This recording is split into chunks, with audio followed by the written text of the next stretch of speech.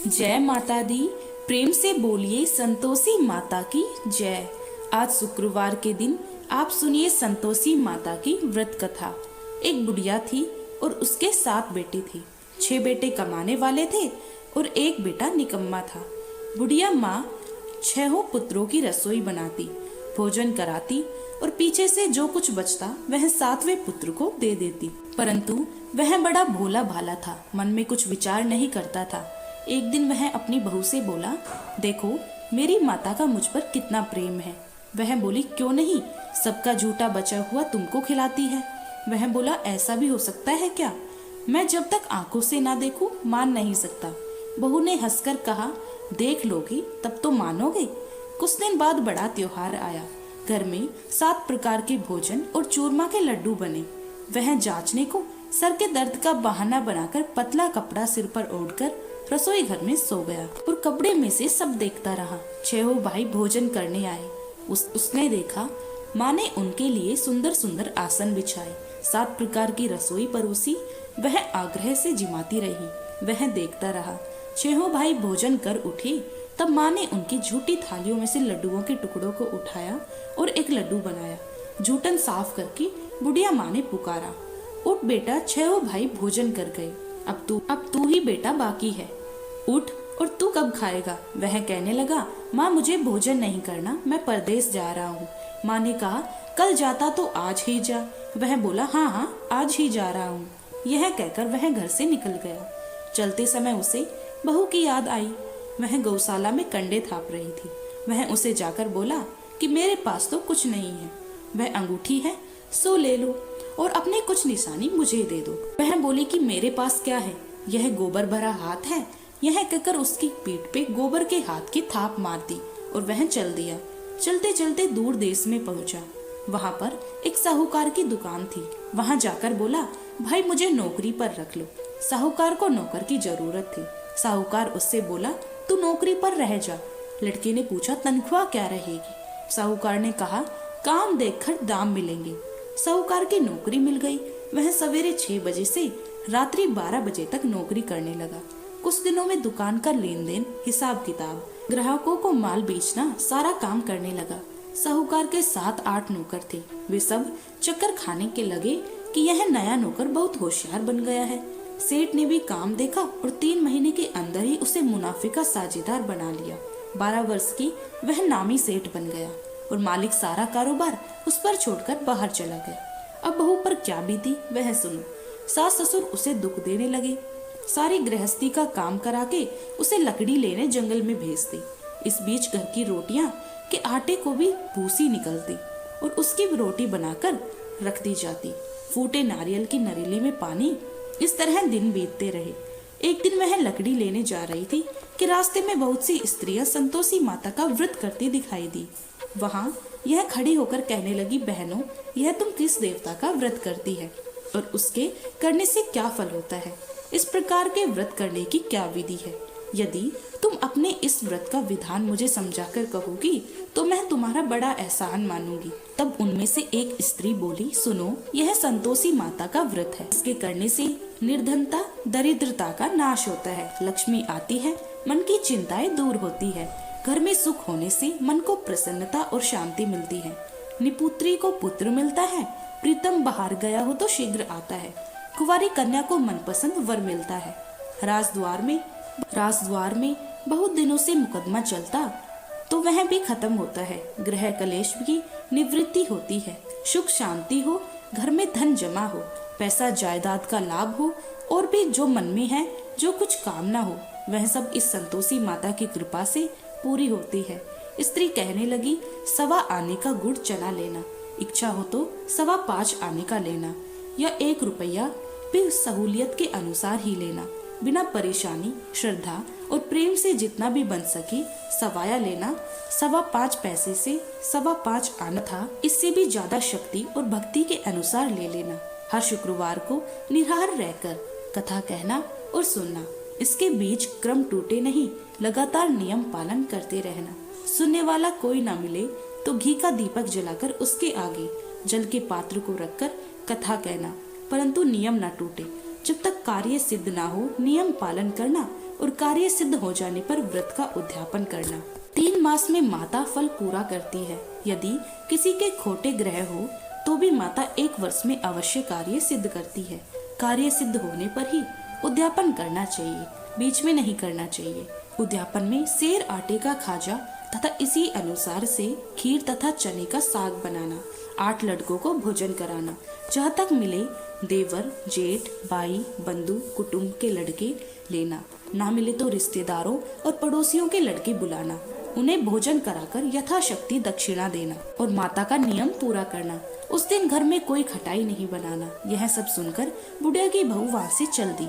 रास्ते में लकड़ी के बोझ को बेच दिया और उन पैसों से गुड़ चना लेकर माता के व्रत की तैयारी करने लगी। आगे चली और सामने मंदिर है। यह सुनकर माता के मंदिर में जाकर माता के चरणों में लौटने लगी।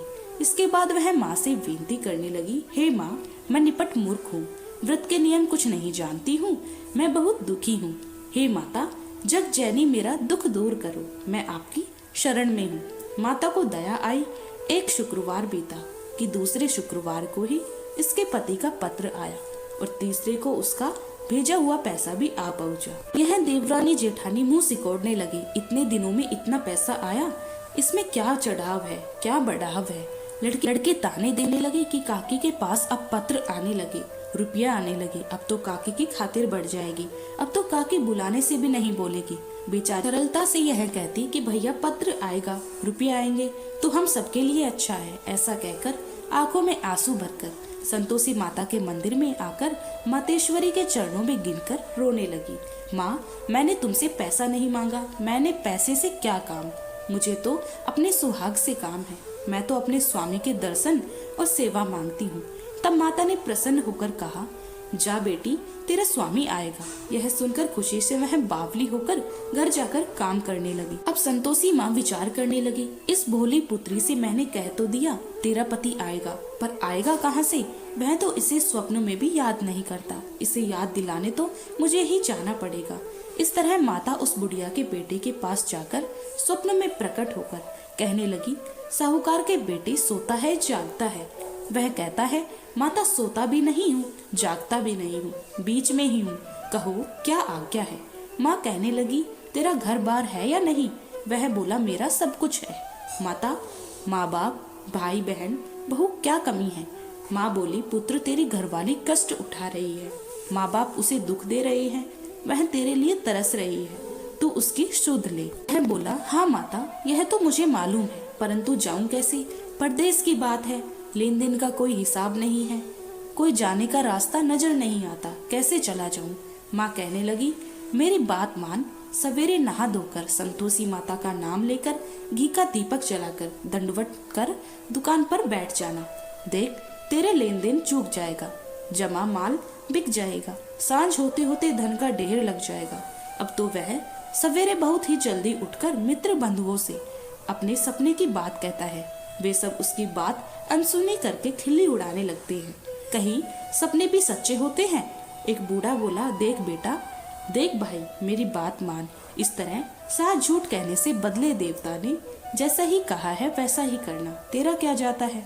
अब बूढ़े की बात मानकर वह ना धोकर संतोषी माता को दंडवत कर घी का दीपक जलाकर दुकान पर बैठ जाता है। थोड़ी देर में वह क्या देखता है कि देने वाले रुपया लाए, लेने वाले हिसाब लाए।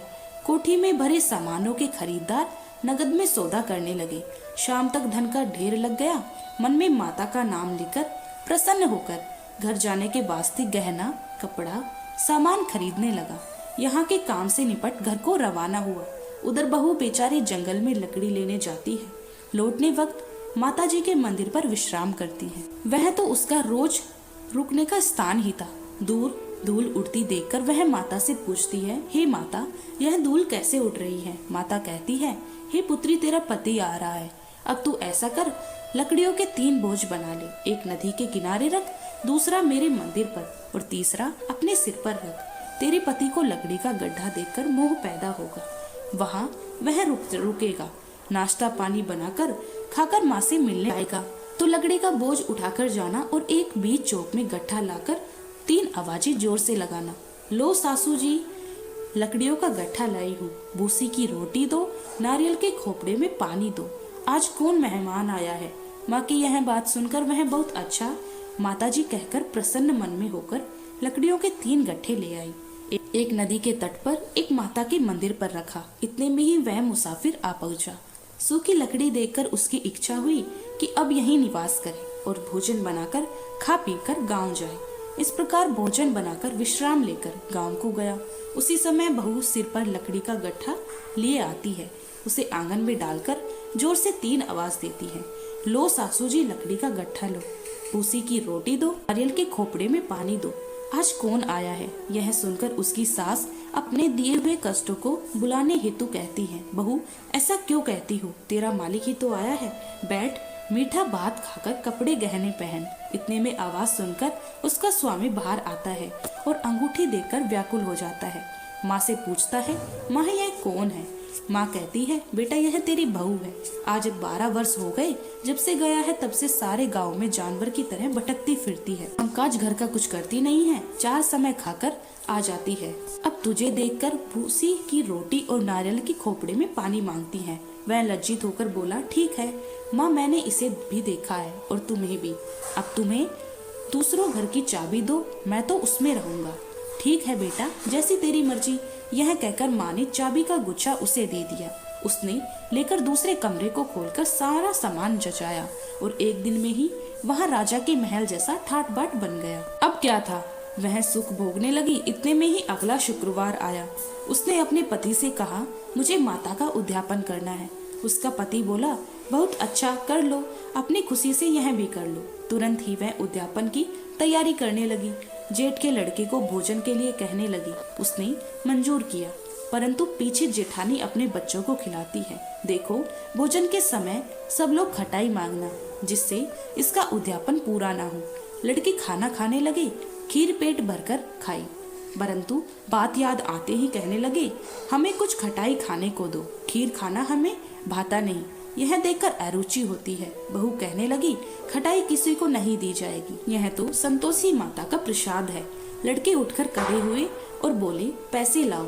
बोली बहू कुछ जानती नहीं थी, सो उन्हें पैसे दे दिए। लड़के उसी समय उठकर इमली लेकर खाने लगे। यह देखकर बहू पर माता ने कोप किया।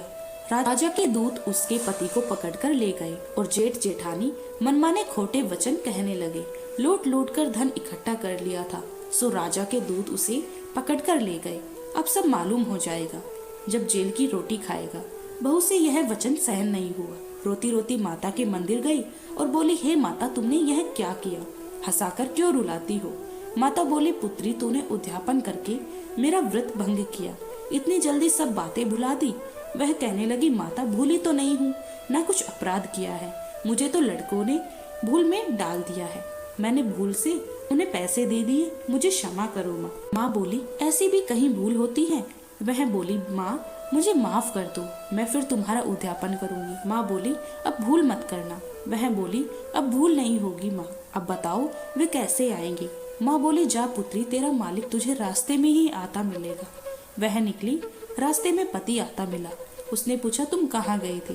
वह कहने लगा, इतना धन जो कमाया है उसका टैक्स राजा ने मांगा था, वह भरने गया था। वह प्रसन्न होकर बोली, अच्छा हुआ, अब घर चलो। कुछ दिन बाद फिर शुक्रवार आया तो वह बोली, मुझे माता का उद्यापन करना है। पति ने कहा, कर लो। वह फिर जेठ के लड़कों से भोजन को कहने लगी तो जेठानी ने 1-2 बातें सुनाई और लड़के सिखा दिए कि तुम पहले ही खटाई मांग लेना। लड़की कहने लगी कि हमें खीर खाना नहीं बाता, कुछ खटाई खाने को दो। तो बोली, खटाई खाने को नहीं मिलेगी, खाना हो तो खाओ। यह कहकर ब्राह्मण के लड़के भोजन कराने लगी। यथाशक्ति दक्षिणा की जगह 1-1 फल उन्हें दिया। इससे संतोषी माता प्रसन्न हुई। माता की कृपा होते ही 9वें मास उनको चंद्रमा के समान पुत्र प्राप्त हुआ। वह पुत्र को लेकर प्रतिदिन माता जी के मंदिर को जाने लगी। माँ ने सोचा कि यह रोज आती है, आज क्यों न मैं इसी के घर चलूं, इसका आसरा देखूं तो सही। यह विचार कर माता ने भयानक रूप बनाया। गुड़ और चने से सना मुख, ऊपर से सूंड के समान होठ, उस पर मक्खियां भिनभिना रही है। दहलीज में पैर रखते ही उसकी सास चिल्लाई, देखो कोई चुड़ैल डाकिनी चली आ रही है, को इसे भगाओ नहीं तो किसी को खा जाएगी। लड़के डरने लगी, चिल्लाकर खिड़की बंद करने लगे। बहू रोशनदान में से देख रही थी। प्रसन्नता से पगली होकर चिल्लाने लगी कि आज मेरी माता मेरे घर आई। यह कहकर बच्चे को दूध पिलाने से हट जाती है। इतने में सास का क्रोध फूट पड़ा। वह बोली, इसे देखकर कैसे उतावली हुई जो बच्चे को पटक दिया। इतने में माँ के प्रताप से जहाँ देखो वहाँ लड़के की लड़के नजर आने लगे। बहू बोली, माँ जी, मैं जिनका व्रत करती हूँ यह वह संतोषी माता है। इतना कहकर जट से सारे घर के किवाड़ खोल दिए। वो सबने माता के चरण पकड़ लिए और विनती कर कहने लगे, हे माता, हम मूर्ख हैं, अज्ञानी हैं, तुम्हारे व्रत की विधि हम नहीं जानते। तुम्हारा व्रत भंग करके हमने बहुत बड़ा अपराध किया है। हे माता, बहू को जैसा फल दिया वैसा सबको देना। जो भी यह कथा पढ़ेगा या सुनेगा उसके सभी मनोरथ पूर्ण होंगे। प्रेम से बोलिए संतोषी माता की जय।